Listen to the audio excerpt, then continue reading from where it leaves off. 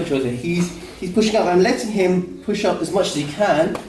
And when I pull down, I'm pulling down here.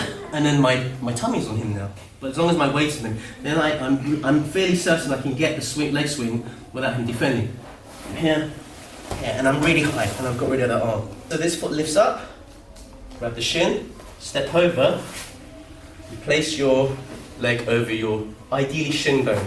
Some of you find it hits the instep, but once you find your foot flattened out, you're losing the strength of your triangle. Your foot needs to be dorsiflexed, I believe is the term. Okay, over here, squeeze, squeeze, squeeze. Now we're going to turn to the side of the arm that's pointing. And turn towards and lean into the arm and squeeze, and you get a tap. High to begin with. You should be doing crossface anyway. I didn't mention, but you should be doing crossface. So it's very hard. So he's got this. Push down. As long as you've got a nice tight bite here, and you're doing your best to squeeze your knees together here, then you might not get the triangle, but you can get the armbar. I'm going to do the classic upright armbar here. Angle it slightly. We do belly down armbar. One arm, one head, leg. And we're going to just loosely lock here. The first thing I want you to do is grab your shin. Now that you've grabbed your shin, you don't need this leg anymore, you can use it. You need to create an angle. And the angle has to be towards the knee here. Alright? So I use my foot on the floor, but you can do it on the body of the person to make it tighter. But I use the floor because I'm just used to this when I shrimp.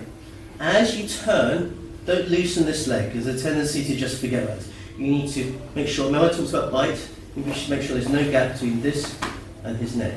So as you turn, shoot the leg forward and keep the pressure down. There should be no gap there, and there isn't. Good. Next step we're doing is this leg now free that shoots up, like imagine you're doing a Muay Thai kick and the person is head. Shoot it up here, wrap it over.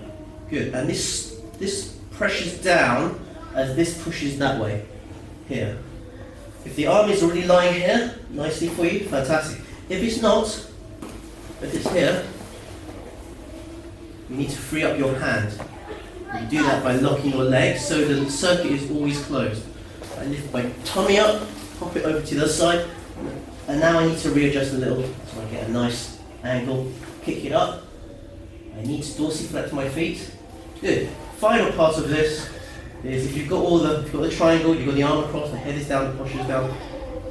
Pressure the back of the head and squeeze your thighs together. And you'll get.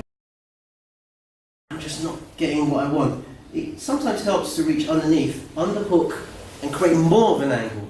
It's like a ridiculously extreme angle. Almost so, I'm going to release it because his vein is throbbing. Okay, let's release it.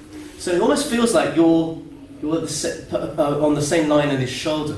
And if you think about it, that actually is a good thing because I want my muscle here to be pressuring his artery here very hard.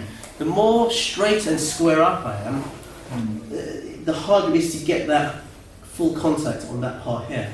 If I turn around and you do that by underhooking here, underhooking his leg, you'll get that pressure. See how that's working on the side of his neck here.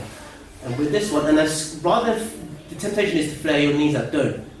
Almost you want your legs parallel, and then we're pressuring down and squeezing, and you get a more. It's slightly slower. Of course, reach right underneath here and go completely. What you know, you were grabbing the body. Yeah, grabbing the body. Kind of like an inverted sort of Hulk. He's tapping. I didn't even put the triangle on, so it was horrible. It's horrible.